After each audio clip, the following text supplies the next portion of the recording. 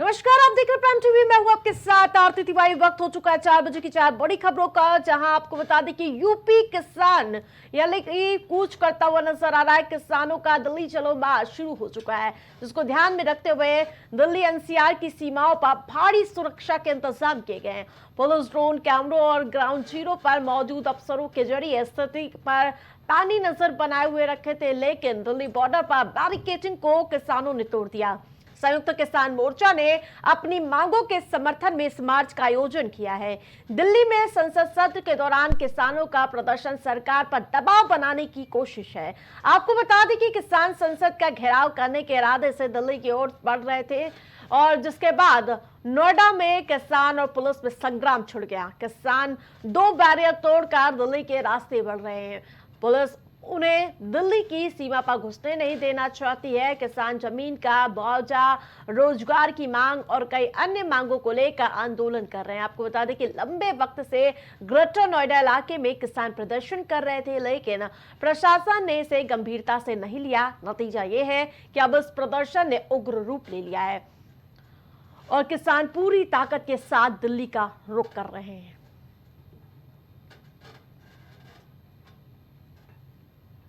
25 नवंबर से शुरू हुए संसद के शीतकालीन सत्र की कार्रवाई आज एक बार फिर कल तक के लिए स्थगित कर दी गई है। संसद के शीतकालीन सत्र में एक भी दिन कार्रवाई सही ढंग से नहीं चल पा रही है। आलम यह है कि शुरुआती 4 दिनों में केवल 40 मिनट ही कार्रवाई हो सकी थी। बताया जा रहा है कि इंडिया गठबंधन के अंदर ही वैचारिक मतभेद देखने को मिल रहा है, जहां एक तरफ कांग्रेस अडानी के मुद्दे पर सरकार को घेरना चाहती है, वहीं दूसरी तरफ टीएमसी अडानी मुद्दे से हटकर अन्य मुद्दों पर भी बात करना चाहती है, जिसकी वजह से इंडिया गठबंधन में फूट की खबरें सामने आ रही हैं।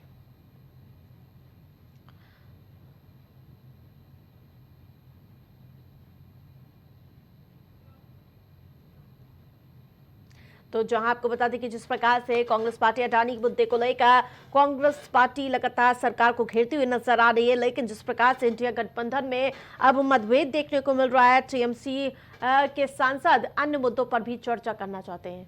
ज्यादा अपडेट के साथ सहयोगी शहबाज हमारे साथ जुड़ चुके हैं। शहबाज, जिस प्रकार से लगातार संसद को चलाने का प्रयास किया जा रहा है, लेकिन लगातार विफलता हाथ लगती हुई नजर आ रही, क्या कुछ कारण खुल के सामने आते हुए नजर आ रहे हैं? देखिए, संसद का सत्र लगातार देखा यह जा रहा है कि हंगामे की भेंट चढ़ता हुआ नजर आ रहा है। लगातार सबसे पहले अगर संसद की सत्र की जब शुरुआत हुई थी तो संभल के मुद्दे पर सियासत बहुत जोरों शोरों से वहां देखने को मिल रही थी। विपक्ष संभल के मुद्दे को लगातार उठाता नजर आ रहा था। उसके बाद फिर कांग्रेस की बात करें तो कांग्रेस ने स्पेशली अडानी मुद्दे को बहुत हवा दी है और बहुत तूल पकड़ाते हुए भी नजर आए हैं। लेकिन अगर अब बात करी जाए इंडिया ब्लॉक के नेताओं के बारे में, तो इंडिया ब्लॉक के नेताओं की इस पर जो राय है वो कहीं ना कहीं इतर नजर आ रही है, क्योंकि इंडिया ब्लॉक में ही कई दल ऐसे हैं जो अब अडानी के मुद्दे पर ज्यादा चर्चा करना नहीं चाह रहे हैं, क्योंकि अगर देखा ये जा रहा है कि टीएमसी जो है वो कहीं ना कहीं अडानी के मुद्दे से भागता नजर आ रहा है, और टीएमसी का ये भी कहना है कि ज्यादा बातचीत जो है वो अडानी मुद्दे पर ना हो, क्योंकि सदन को भी सुचारू रूप से चलने देना है। देखा जा रहा है आरती की लगातार सदन की जो कार्रवाई है वो 40 मिनट से ऊपर किसी भी दिन नहीं चली है, और लगभग 11 बजे कभी 12 बजे स्थगित हो गई है, और आज भी कार्रवाई जो है वो कल तक के लिए स्थगित कर दी गई है। बिल्कुल, लेकिन सबसे महत्वपूर्ण बात ये हो सकती है, क्या सरकार इन दोनों मुद्दों से भागना चाह रही है या फिर विपक्ष अपने आप में ही मतभेद का शिकार हो रहा है? जी बिल्कुल, सरकार एक तरफ बीजेपी तो विपक्ष की तरफ जवाब दे ही रहा है, लेकिन अब आरती विपक्ष में ही फूट दिखाई दे रही है, क्योंकि कांग्रेस के धड़े में ही 2 धड़ बंटते हुए नजर आ रहे हैं।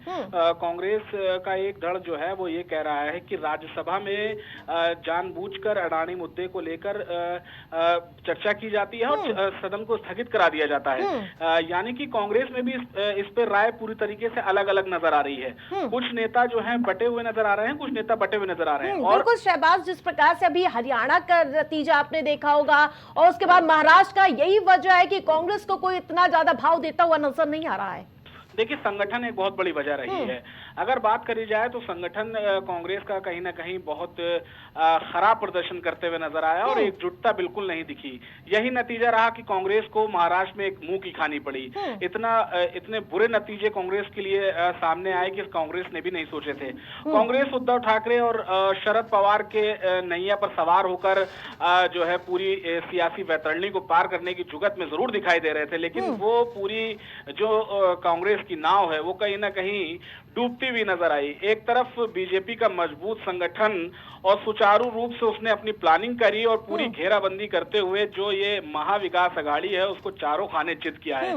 इसमें बेहतर चुनावी रणनीति का ही नतीजा है आरती, जिसने महाअघाड़ी को महायुति ने पिछाड़ा है। और जी, लेकिन जिस प्रकार से लाखों रुपए एक दिन के सत्र में इसमें वेस्ट किया जा रहा है, जो उसकी जवाबदेही कौन देगा, ये भी बड़ा सवाल है। बिल्कुल, यही बात कांग्रेस के भी कुछ लीडर्स जो हैं वो अंदर खाने करते देखे जा रहे हैं। कांग्रेस के कई नेताओं का ये कहना है कि अगर हम स्थगित करते चले जाएंगे सदन को तो हमें बाद में चुनाव के वक्त जनता के बीच में जाना है, और ऐसे में अगर ये मैसेज जाएगा कि विपक्ष सदन को चलने नहीं देना चाह रहा है या चलने नहीं दे रहा है तो कहीं ना कहीं चीजें खराब होंगी, चीजें गड़बड़ाएंगी। ऐसे में कांग्रेस के ही लीडर्स आपस में मतभेद करते हुए नजर आ रहे हैं और ये भी आरोप लग रहा है कांग्रेस के सीनियर लीडर पर कि जो राज्यसभा में कांग्रेस के जो सीनियर लीडर हैं वही प्लानिंग करते हैं, बाकी नेताओं को नहीं बुलाते और सिर्फ अडानी के ही मुद्दे पर बीजेपी को घेरे रखना चाहते हैं। बिल्कुल, जनता के मुद्दे को कौन उठाएगा ये देखना काफी दिलचस्प होगा। तमाम अपडेट के लिए आपका बहुत बहुत धन्यवाद।